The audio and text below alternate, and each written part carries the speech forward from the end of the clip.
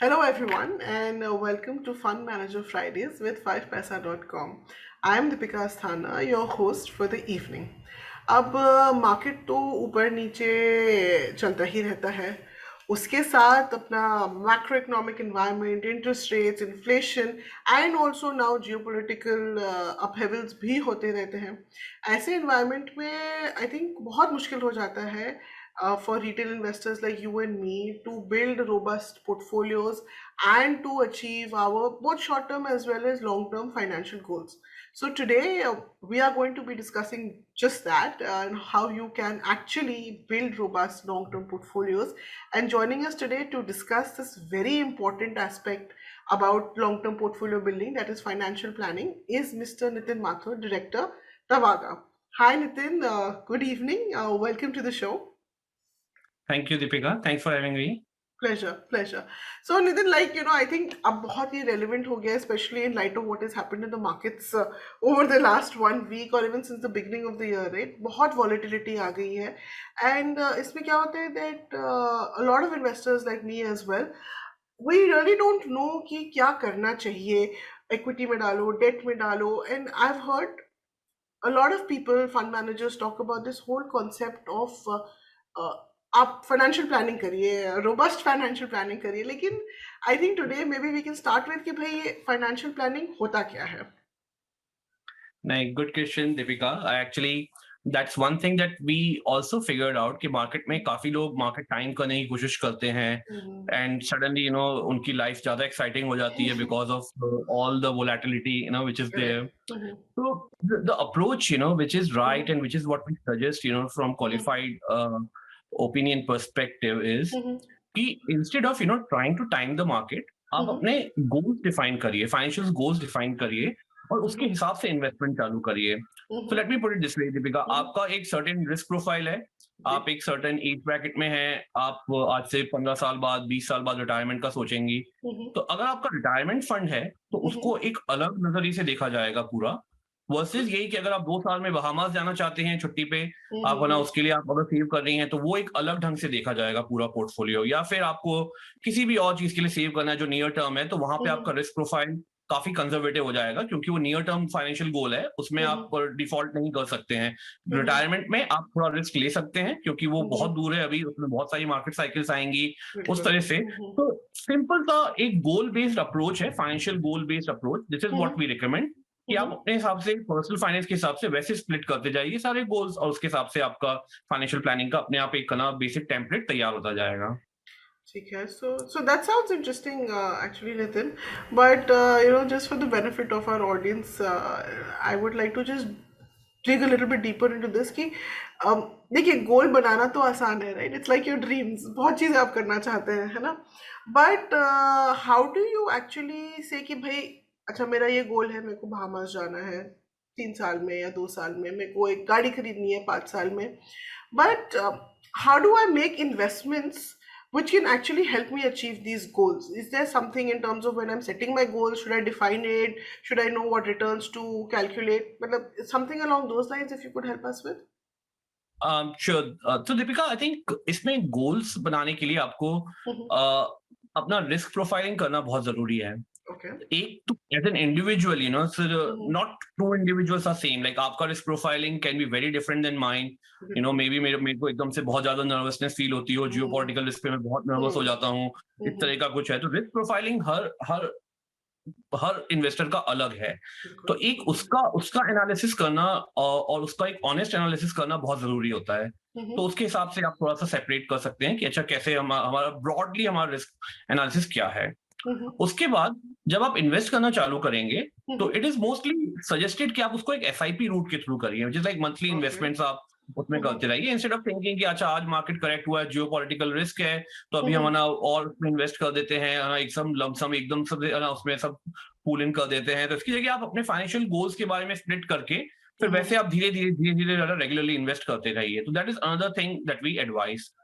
Third is exchange traded funds, ये काफी अच्छे इंस्ट्रूमेंट्स हैं जिसका हम काफी एडवाइस करते हैं कि उसके थ्रू आप इन्वेस्ट करिए, डाइवर्सिफाइड है, लो कॉस्ट है, और उसके थ्रू आप एक अच्छा बैलेंस पोर्टफोलियो बना सकते हैं जो आपको वोलेटिलिटी भी कम करेगा और आपका ना फाइनेंशियल गोल्स हेल्प अचीव करने में हेल्प भी करेंगे। So those are like few pointers that I can think of right now.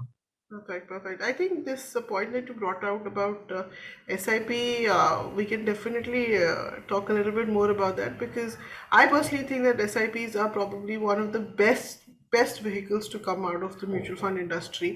And जैसे आपने बोला कि लमसम डालेंगे because you feel the market is maybe fallen more than enough, but आप लमसम डालते हैं, उसके 2 दिन बाद market और भी गिर जाता है, right? And then obviously there are all of these things around temperament, greed, fear, nervousness. So can we maybe just quickly go through some of the key benefits of SIPs and why every investor should consider investing through the SIP route? Sure. So Devika, इसमें एक चीज जो हम लोग काफी recommend करते हैं कि Mm-hmm. the way investments are thought for a normal person like us, Mm-hmm. हम सोचते हैं कि ठीक है, हमारे ये सैलरी है या ये इनकम है, उसमें Mm-hmm. हमारे ये एक्सपेंसेस हैं, तो उसके Mm-hmm. बाद जो पैसा बचेगा वो हमारा सेविंग्स में जाएगा या इन्वेस्टमेंट्स में जाएगा। Correct. Mm-hmm. एसआईपी का डिसिप्लिन ये बोलता है कि आपका जो नेट सैलरी है, Mm-hmm. उससे आप पहले अपने इन्वेस्टमेंट साइड सेट असाइड करिए, Mm.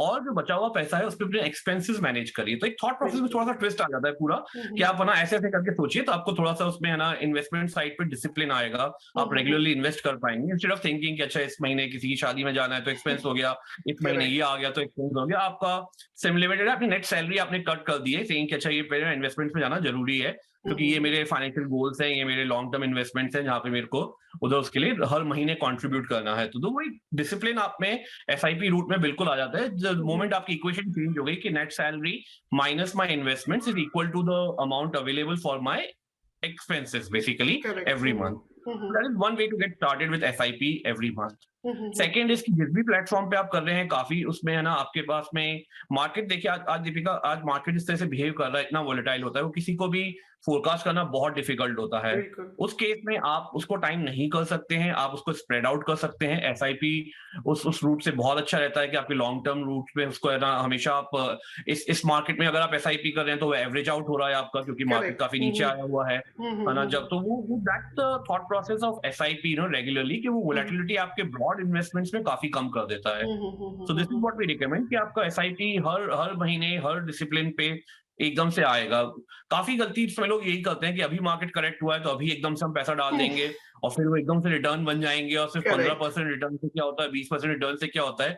While Right. वो 15% जब नीचे आपका जाता है इन्वेस्टमेंट, तब आपको समझ में आता है कि अरे मतलब 15% इन्वेस्टमेंट ना नीचे भी जा सकते हैं। Correct. तो Correct. वो थिंग्स आर डेफिनेटली देयर, जो एसआईपी Mm-hmm. आपको वो गलतियां अवॉइड करने की कोशिश करता है। And Mm-hmm. इम्पोर्टेंट क्या हो रहा है आपका एसआईपी में, Mm-hmm. आपका डे जॉब क्या है। अगर आप ट्रेडर Okay. हैं, अगर Mm-hmm. आप रेगुलर मार्केट फॉलो करना ही आपका फुल टाइम जॉब है, तो आपके लिए एक अलग एडवाइस हो सकती है। बट अगर आप टेक्नोलॉजी इंडस्ट्री में हैं, अगर आप Mm-hmm. आपका फुल टाइम जॉब कुछ और है जिसमें आप बिजनेस में हैं, आपके पास Mm-hmm. दिन भर मार्केट ट्रैक करने का टाइम नहीं है, Correct. तो उस Mm-hmm. रूट में आप क्या अप्रोच है ना फॉलो करेंगे। तो उस केस में मार्केट को फॉलो करना आपका फुल टाइम जॉब नहीं है, आपका फुल टाइम जॉब कुछ और है।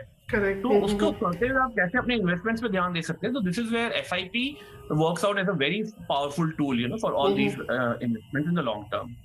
Very interesting. I think some of the points that you brought out and something which really stayed with me is what you started with actually. Ki, um, so all of us do this, right? कि ये income है, ये expenses हैं, ये discretionary, non-discretionary, फिर जो बचता है वो invest कर दो, right? But actually ऐसा होना नहीं चाहिए, right? कि आपके जो नॉन डिस्क्रेशनरी एक्सपेंसेस हैं वो तो आपको करने ही हैं, but this whole discretionary expenses should actually happen after you invest. So invest करने के बाद जो बचता है वो आप स्पेंड करिए। And like you said, SIP is actually a great tool because I also believe that you can start in SIP with as little as 500 rupees. तो एब्सोल्युटली, वो भी एब्सोल्युटली। बहुत तो काफी इंटरेस्टिंग बड़ा एक्सक्यूज जो दीपिका, हमें कई बार लोग बोलते हैं अरे यार पैसा नहीं बचता इसलिए हम इन्वेस्ट नहीं कर पाए। व्हाइल है। द फैक्ट इज कि आप 500 रुपए से इन्वेस्ट करना चालू कर सकते कर हैं। सकते तो हैं, any such excuse does not hold, we know that. तो बिल्कुल दैट्स द होल बिल्कुल। पॉइंट कि आपको you don't need to like have, अगर आपके पास मिलियन होगा, 10 मिलियन होगा, तो आपको वैसे ही अलग एडवाइस होगी आपकी उसके लिए, तब आपको बिल्कुल एसआईपी शायद नहीं एडवाइस सूट करेगा। बट बिल्कुल। SIP as a tool is meant for people with low ticket size and disciplined hmm. Investing, जिनका day job essentially market track करना नहीं है। That's what I will say. हाँ, so that is the other thing which really stood out was that what you just said कि I think I've also read it many times that leave the investing to experts, right? कि आप अपने field में expert हैं, आपका field investing नहीं है, right? तो इसलिए SIP is a great way to experience the market, and specially what you pointed out कि भाई मैं जब मार्केट नीचे आता है आप पैसे डाल देते हैं, फिर you know you are not happy with your gains, you don't know when to exit, you don't know when to enter again, and SIP takes care of all of these issues. So that way it's undoubtedly, I think, a great investment vehicle. And I think, Nitin, you also brought out ETFs, and I Yeah. think अपना, so globally of course ETFs is a huge market, right? But India में इतना भी बड़ा market अभी ETFs का नहीं है. So from that perspective, can we maybe discuss a little bit with for our audience कि ETFs होता क्या है? Let's start with that. Yeah. Sure. So Deepika, ETFs essentially tracker funds होते हैं. आप इसको वैसे समझिए कि इसमें कोई फंड मैनेजर या उसकी एक्सपेंसेस जो है वो सब इन्वॉल्व नहीं होते हैं. तो अगर आपका जैसे निफ्टी 50 अगर 15% ऊपर जाएगा तो आपका ETF का रिटर्न भी उतना ही जाएगा अप्रोक्सीमेटली. अनलाइक जहां फंड मैनेजर इन्वॉल्व है तो वहां 15 का 19 भी हो सकता है, 15 का 14 भी हो सकता है, 11 भी हो सकता है. तो ये ऑटोमेटेड इंस्ट्रूमेंट्स हैं, ट्रैकर इंस्ट्रूमेंट्स हैं, इसीलिए ये लो कॉस्ट इंस्ट्रूमेंट्स हैं. अब इसका मार्केट की जब आप बात करें दीपिका, तो नहीं, इसका मार्केट काफी बड़ा है. I think Okay. Bharat bond ETF, आपका Correct, हाँ. गवर्नमेंट EPFO मनी, ये सारा ETFs के थ्रू जाता है. तो इसका मार्केट काफी बड़ा होता जा रहा है बिना किसी एफर्ट के. इसका जहाँ अवेयरनेस है वो नहीं है. दिस इज व्हाट आई से. Sure, कि okay. Every time some ETF is launch तो उसके ऊपर मार्केटिंग बजट होता है, थोड़ा सा टीवी एड्स आते हैं, तब लोगों को एकदम से अवेयरनेस आती है. But on a day to day basis क्योंकि किसी का इंसेंटिव नहीं है उस ETF को मार्केट करने के लिए, तो इसलिए अवेयरनेस थोड़ी सी कम है as Sure. Compare to natural mutual fund जो एग्जिस्ट करते हैं सालों से. तो ETF भी इंडिया में 20 साल से हैं. तो जब पहला ETF लॉन्च हुआ था, आई थिंक 20 साल हो गए उसको अप्रोक्सीमेटली. और अभी पिछले कुछ सालों में इसका चलन काफी ज्यादा हुआ है, क्योंकि फंड मैनेजर्स जो हैं वो जो लार्ज कैप में है उसको बेंचमार्क बीट करने में काफी डिफिकल्टी आ रही है उनको. तो वहां पे आपका ETF और कॉस्ट का एलिमेंट काफी ज्यादा आता है, क्योंकि मार्केट कंडीशन आपके हाथ में नहीं है. जो आपके हाथ में वो है वो अपना कॉस्ट कंट्रोल करना है. And this is where ETFs actually are like very good instruments, क्योंकि वो आपका कॉस्ट काफी कम कर देता है और उसके हिसाब से आपके इन्वेस्टमेंट्स डाइवर्सिफाइड रहते हैं, लो कॉस्ट रहते हैं, और रिटर्न्स मार्केट ड्रिवन रहते हैं, और ऑटोमेटेड रहते हैं काफी. Perfect. So basically, it packs a punch. It has the benefits of many other different approaches in investing, and it's low cost, which is like you said कि market कहाँ जा रहा है वो अपने हाथ में नहीं है, but cost control अपन कर सकते हैं. Absolutely. And Absolutely. that's a great way. And so you mentioned Bharat Bond ETF, and so I also want to discuss a little bit, क्योंकि again I think थोड़ा like you said थोड़ा information asymmetries हैं यहाँ पे, people are not aware, and a lot of people think कि ETF मतलब बस Nifty ETF, या at the most gold ETF, but Bharat Bond is a debt ETF, right? तो सब asset classes में ETFs होते हैं? हाँ Deepika, that's a good question, क्योंकि ये चीज हमारे देखते देखते इंडिया में 40 से 80 से अब शायद 100 से ऊपर ETFs अवेलेबल हैं. ऑलमोस्ट सारे म्यूचुअल फंड्स है ना जो बड़े वाले हैं वो ऑफर करते हैं ETFs. इसमें गोल्ड ETF एक बहुत अच्छा प्रोडक्ट है जो गोल्ड सेविंग लोग बिलीव करते हैं, और हम लोग भी बिलीव करते हैं, क्योंकि गोल्ड एक्चुअली अच्छा डाइवर्सिफाइड इंस्ट्रूमेंट है, इन्फ्लेशन के अगेंस्ट हेज है, और पोर्टफोलियो के अगेंस्ट स्टेबिलिटी को प्रोवाइड करता है. लास्ट एक साल में जैसे दीपिका सबसे ज्यादा अच्छे रिटर्न्स आपके गोल्ड ETF ने दिए हैं. तो ये फैक्टर्स है ना काफी इंटरेस्टिंग होते हैं. वो एक पोर्टफोलियो में आपका इंटीग्रल पार्ट होता है. तो इंडिया में गोल्ड ETF भी हैं, काफी सारे म्यूचुअल फंड्स ऑफर कर रहे हैं. वो कमोडिटीज की ETF की और बात चल रही है जहां पे वो भी आएंगे. आपका इंटरनेशनल ट्रैकर ETFs भी है, जैसे आपका NASDAQ 100 का मार्केट ट्रैक करने के लिए वो वाले ETFs भी हैं म्यूचुअल फंड्स के, जो आपका NASDAQ 100 मार्केट ट्रैक कर रहे हैं. पर वही इसका अवेयरनेस नहीं है. इसका अवेयरनेस कहीं पे आपको मेरे जैसे लोगों को ही करना पड़ेगा, ताकि ब्रॉडली इसका ना काफी लोग उसका बेनिफिट कर सकें, और उसी के आगे है ना इसमें इन्वेस्ट कर सके. निफ्टी 50, मिड कैप 100, सब तरह की ETFs हैं. म्यूचुअल फंड्स और भी काफी तरह के लॉन्च करने के लिए अभी उनका प्रोस्पेक्टस फाइल्ड है सेबी के साथ में. तो ये मार्केट काफी एक्साइटिंग होने वाला है आने वाले टाइम में. That's interesting, and I'll be very honest, आपने जब NASDAQ ETF के बारे में बताया अभी, you mentioned it, I was also not aware about this, so I'm also going to check it, because right now everybody is talking about technology and international technology. तो technology technology का time कभी नहीं जाएगा दीपिका, क्योंकि आपका technology companies का swing हो सकता है थोड़ा सा फॉर्च्यून इधर हुँ, उधर, हुँ, हुँ, हुँ, बट हुँ, जिस स्पेस पे इनोवेशन हो रहा है, जिस स्पेस पे हुँ, कंपनीज ग्रो कर रही हैं, डिसरप्ट कर रही हैं मार्केट, ट्रेडिशनल रूट को डिसरप्ट कर रही हैं। हुँ, हुँ, यूएस में काफी अच्छी टेक्नोलॉजी कंपनीज हैं, तो उनका एक्सपोजर लेने के लिए ये नैस्डैक का ईटीएफ बहुत अच्छा प्रोडक्ट है बेसिकली अलग अलग फॉर्मेट्स में। तो this is hmm, hmm. One interesting, very interesting space to watch out for. Indeed, indeed. I'm also going to be checking this shortly.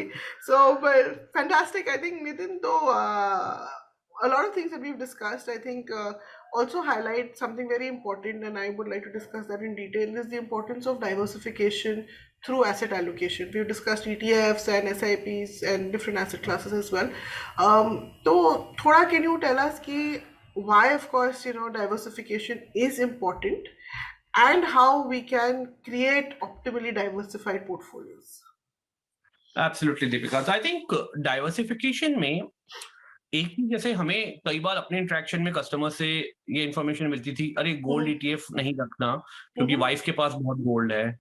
तो Okay. पॉइंट हमारा ये रहता है कि अच्छा वाइफ का गोल्ड है, बट दैट डजंट मीन कि वो आप उसको इन्वेस्टमेंट की तरीके से देख रहे हैं, वो ज्वेलरी Correct. है, वो Correct. गोल्ड नहीं है, वो ज्वेलरी है, राइट? तो उसका Mm-hmm. आप अपना अलग ढंग से कर रहे हैं। वाइल जब आप इन्वेस्टमेंट्स देख रहे हैं, तो Mm-hmm. इन्वेस्टमेंट्स के लिए गोल्ड आपके पोर्टफोलियो में इन्फ्लेशन के अगेंस्ट हेज है।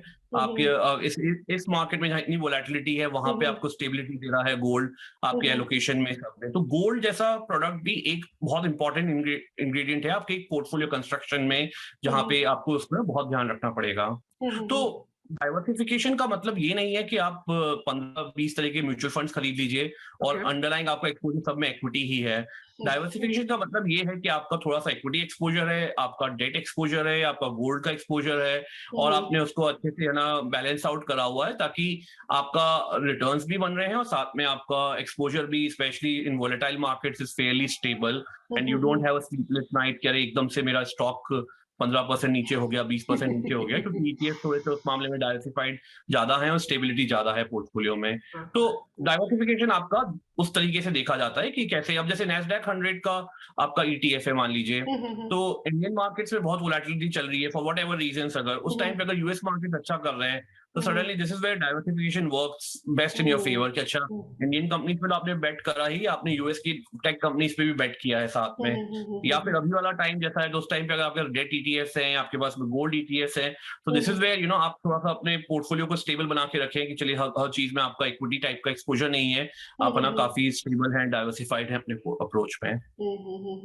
So basically, what you're saying is कि diversification, of course, I think it has a twofold benefit. एक तो कि भाई any sharp negative movements in any one part of the world or in any one asset class don't have a very large impact on your investment portfolio if you're diversified. It's as simple as like if you're 100% in equities, तो market अगर 5% गिरेगा तो आपका portfolio भी at least at minimum 5% गिरेगा.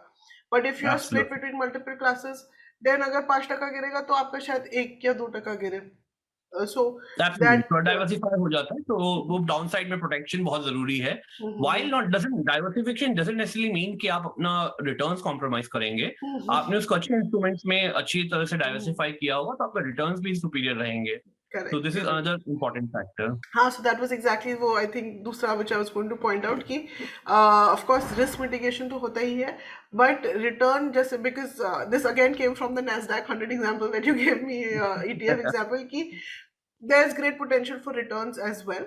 So overall क्या होता है that your risk adjusted returns or your returns per unit of risk that you take वो enhance हो जाते हैं. Would that be True. accurate? Yeah, absolutely. जो आपके रिस्क टेकिंग रिटर्न्स हैं वो एनहांस हो जाते हैं। दैट्स एब्सोल्युटली राइट वे, क्योंकि जिसको हम अपने फाइनेंशियल टर्म्स में रिस्क एडजस्टेड रिटर्न्स बोलते हैं काफी कुछ, वो मेट्रिक बहुत इंपॉर्टेंट है। या 3 ईयर रोलिंग रिस्क आपका कैसा रहता है, 3 ईयर रोलिंग रिटर्न्स कैसे रहते हैं, वो मेट्रिक्स आपको थोड़ा ब्रॉडली लॉन्ग टर्म में पोर्टफोलियो कंस्ट्रक्शन डिफाइन करते हैं, तो वो मेट्रिक्स आपके काफी अच्छे हो जाते हैं।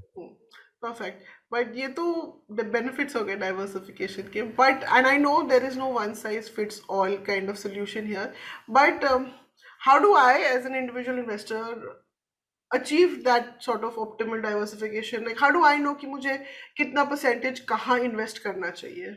Yeah. No, that's a good question, Deepika. And this is what we discussed during this conversation today.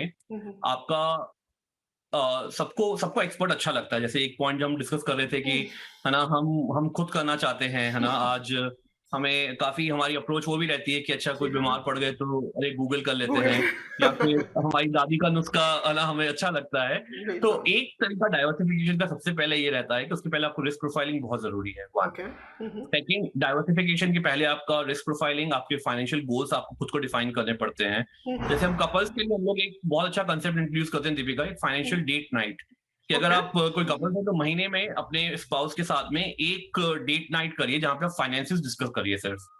Okay, and lot of people don't do it, right? But अगर आप एक बार राइट। ये करना चलेंगे तो आपको एकदम से आपका आउटलुक बदलेगा। हुँ, आपको हुँ, ये हुँ, समझ में आएगा कि खैर कहाँ पे क्या इनसिक्योरिटीज हैं, क्या हुँ, कौन हुँ, कौन वो कंफर्ट्स हैं, क्या हुँ, हुँ, फाइनेंशियल गोल्स हैं, क्या एस्पिरेशंस हैं। हुँ, इंस्टेड ऑफ हुँ, सेइंग कि हम शॉपिंग मॉल गए, हमें कुछ अच्छा लगा, हमने ले लिया, हुँ, हुँ, उससे ज्यादा हुँ, आप थोड़ा सा डिफाइन कर पाएंगे अपना सारा आउटलुक और सब।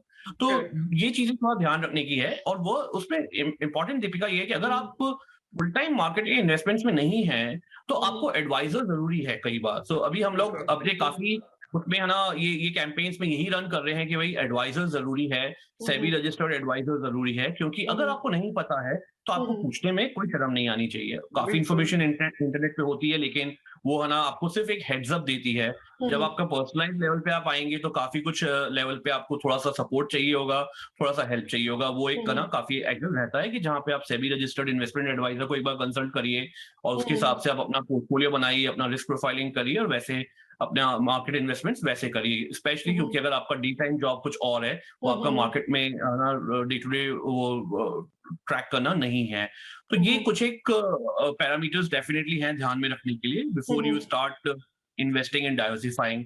And very important thing Deepika कि hmm, hmm, investments can start with as low as 500 rupees. Hmm, there is no excuse कि अच्छा अभी हमारे पास सरप्लस नहीं है, कॉर्पस करेक्ट। नहीं है, जब होगा तब हुँ, हम सोचेंगे। हुँ, ये हुँ, नहीं एक्सक्यूज होल्ड करते हैं, क्योंकि हुँ, आप हुँ, अपना अगर लो कॉस्ट प्रोडक्ट्स देख रहे हैं, ईटीएफ देख रहे हैं, हुँ, अगर हुँ, आप फिनटेक जैसे कोई टवागा जैसा एडवाइजर को आप लेवरेज कर रहे हैं, हुँ, तो हुँ, आप 500 रुपीज अपना पोर्टफोलियो बनाना चालू कर सकते हुँ, हैं। हुँ, आपको उससे ज्यादा तो पैसा चाहिए ही नहीं। हुँ, हुँ, हुँ, वही आपको वहाँ पे हुँ, हुँ, टेक्नोलॉजी को लेवरेज करके, फिनटेक को लेवरेज करके थोड़ा-सा आप अपना पोर्टफोलियो काफ़ी कम अमाउंट में, और आपको वेट नहीं करना है कि कब आपके पास 5 करोड़, 10 करोड़ होंगे। जब आपके पास 10 करोड़ होंगे तो आपको अलग एडवाइस होगी, बट आप अभी ऐसे चालू कर सकते हैं correct. फिर। So, Nitin, just a question. We can also start an SIP in an ETF. Absolutely. Perfect.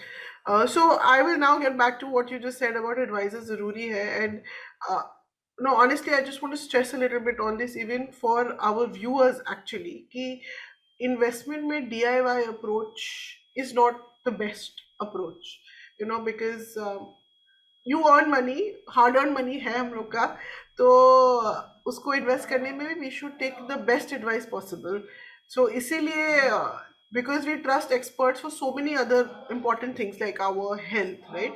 तो our wealth के लिए भी experts के पास ही बिल्कुल। जाना चाहिए is something I would बिल्कुल also. Deepika, that's the thing which is there कि हम्म, आपको, अगर आपके पास टाइम नहीं है, अगर आपको नहीं समझ है, तो आपको हेल्प माँगने में और वो सीक करने में बिल्कुल वो नहीं करना चाहिए। Securities and exchange board of India काफ़ी रेगुलेटेड हम्म, एडवाइजर्स रन करता है, जो हम्म, फी ओनली बेस्ड होते हैं, उनको उनको कंसल्ट करिए, वहाँ से हम्म, आपको काफ़ी अच्छी इन्फॉर्मेशन मिल सकती है। हम्म, डीआईवाई अप्रोच आपका काफ़ी पोर्टफोलियो बिगाड़ सकता है, आपके फाइनेंशियल हम्म, गोल्स को काफ़ी कुछ कर सकता correct. है। एंड आपका one size fits all is not the right approach basically.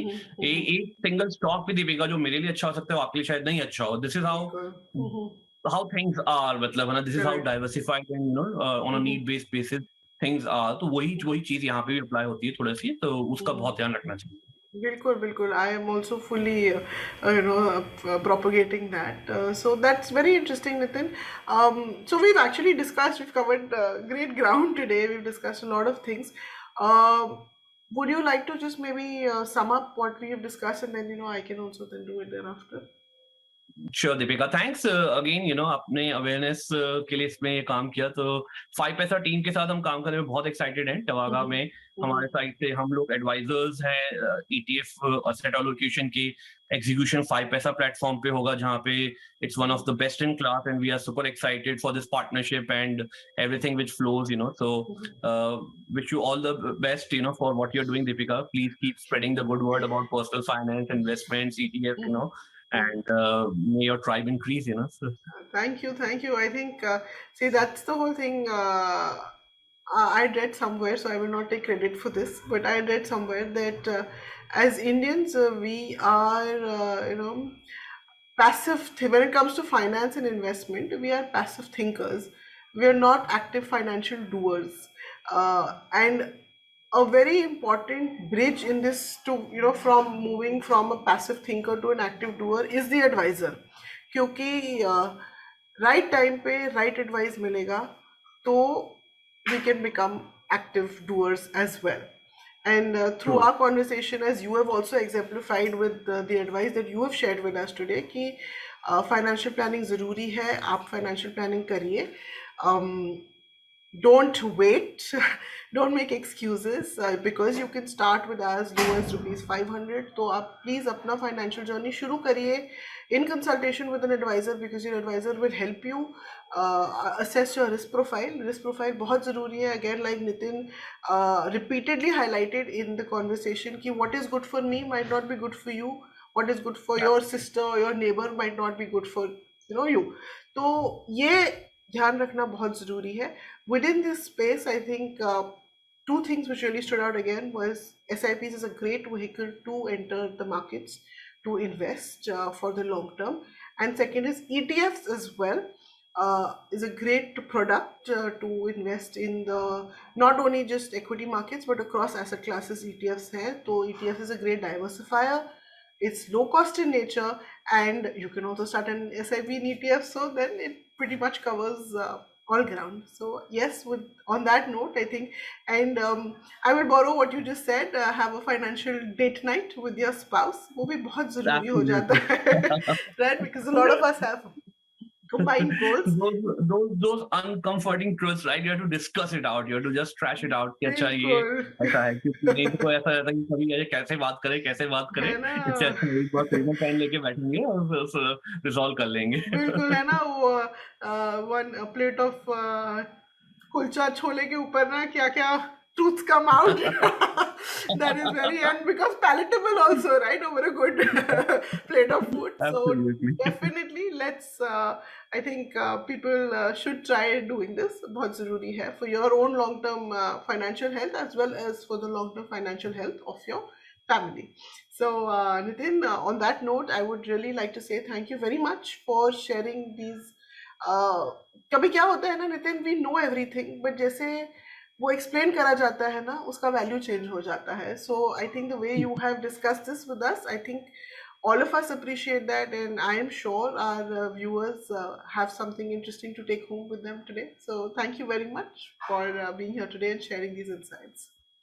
Thanks for having us, Deepika. Thank you very much. Pleasure. And to the audience, thank you very much for joining us today in this week's Fund Manager Fridays. Hope it was as value accretive for you as it was for me, and I will see you next week. Thank you.